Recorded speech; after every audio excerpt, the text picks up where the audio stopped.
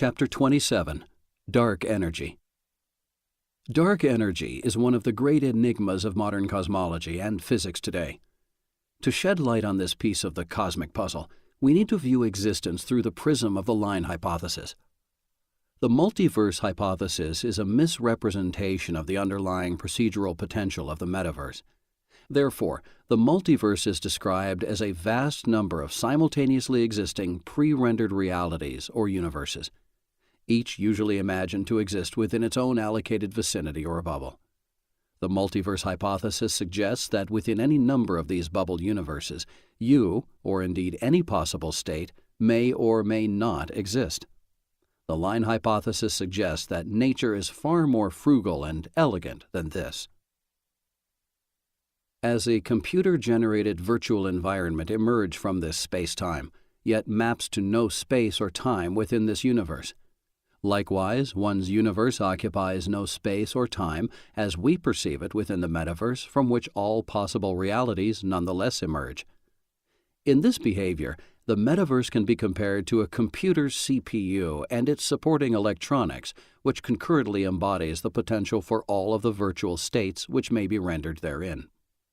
Virtual states which may also be experienced by a sufficiently implemented individual position of view, or POV, instantiated perhaps by an individual such as the iconic game character Mario. In this CPU analogy, there simultaneously exists the potential for finite yet unbounded virtual space, and also the potential to create all of the possible states, environments, or simulations the programmer may imagine, as well as those possibilities the programmer can't imagine, or none at all. Similarly, in nature, a living being is very much an instantiated character within a natural but procedurally rendered environment, one perhaps requiring no programmer as we may conceive it. Living individuals are instantiated entities, not unlike Mario, inquiring of nature, how am I here? How large is my universe? And how is it structured? As it would be for Mario, distance for us is very real, regardless of its true nature within the metaverse.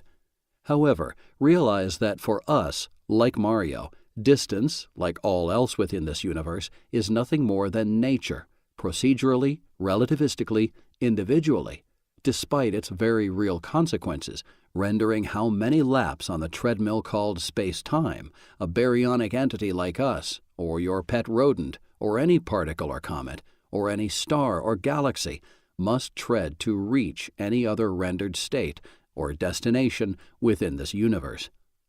Distance is but a procedurally generated illusion of reality.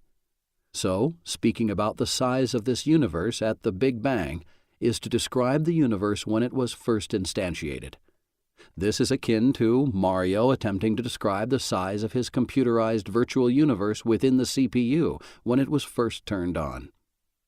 Whatever the perceived size that Mario's universe appears or is calculated to be by him at any given moment, only higher dimensional beings like us can fathom its true implementation, an implementation which cannot be fathomed by Mario. Likewise for us, in this universe, all realities are circumstantially instantiated or collapsed by SOS, which renders the QWFs that manifests one's universe. A POV is the SOS, the pebble tossed into the metaverse's ocean of QWFs, which, for a time, positions each instantiated individual, you, in that universe. Consequently, rendering is reality. Rendering is change, from the smallest to the largest scales. Rendering is simultaneous and everywhere in nature. So, what is the engine which performs all of this rendering? Furthermore, does the amount or volume or other aspects of the information, SOSs, within a universe impart a load or a drag on this natural rendering engine? Might this load at all times tax the universal rendering engine to mediate how fast entities within a universe may render or change? Does this load mediate how matter may maximally tread the treadmill we refer to as space, and thereby affect one's local rendered rate of change we refer to as time? In essence, might the total contents of a universe determine the maximum treadmill speed, that is, the universal speed limit, ergo the speed of light? thereby altering the rendering engine's clock speed, if you will. Nothing can travel through vacuum faster than light, whatever that speed may be. This is because the rendering engine is at all times loaded to its current rendering capacity by the current information content of that verse. As such, c equals 299,792 kilometers a second is directly related to the amount of information currently in this universe, and also says something of the capacity of the rendering engine per unit of information therein. Hence, variations in the speed of light must be linked to the rate of any universal information loss or gain. Science dictates that there can be no loss of information. However, information can certainly be moved or transferred. Such a transfer describes the line hypothesized natural teleportation of information between all living entities in this universe to metamatter, but also, more influentially, by black holes. If indeed the universal information load can be mediated by ongoing circumstances, then changes in the information content of this universe, something that appears to break the laws of physics of this universe, could potentially alter the load on the rendering engine which mediates the state of all information herein moment by moment, ergo, time, thereby potentially altering this universe's cosmic speed limit, the speed of light. Observations of change in this universal latency in the rendering of reality could be made only if variations in the universal information load occurred at various stages of the universal expansion, and could be seen as variations in the otherwise normal expected Doppler shift of ancient light. Further, if such variations were only caused by a gradual reduction in the universal information load placed on the rendering engine over time, then the corresponding changes in the speed of light would appear as variations in the acceleration in universal expansion, ergo dark energy. Alan Gough's inflation hypothesis is the low latency period of the universal expansion when the rendering engine was initially minimally taxed due to the low information load of the first instance of the Big Bang. As information poured into the new expanding universe, and as its interactions evolved in complexity, this increased the rendering load in the form of more fundamental particles evolving into hydrogen protons and other less fundamental particles and eventually atoms. All taxed the universal rendering engine and progressively lowers the maximum rendering rate, and with it the speed of light, and also the apparent rate of universal expansion when measured by stellar spectroscopy.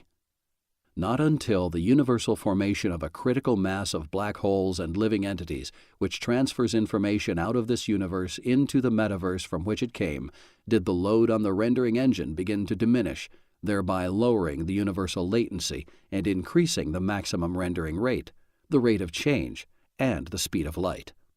That is, light travels faster as this universe transfers information to the metaverse. If it so happens that information could indeed be not lost, but teleported or otherwise transferred from this universe into the metaverse, information transferred in part via the imprinting of metamatter by the line hypothesized natural entanglement of its living tenants, and to a greater extent via other natural structures such as black holes. These would constitute causes of a reduction in universal rendering load and would serve, over time and in sufficient magnitude, to mediate the maximum speed limit in this universe, to produce an observable redshift as the speed of light from distant objects change accordingly to produce the otherwise mysterious dark energy acceleration profile observed in these cosmos. On its face, the universal loss of information may be expected to cause a bluing of the Doppler shift in a star's spectral lines. The universal gain of information should produce a redding of that same spectrum, but this may be a more complicated effect than at first appears.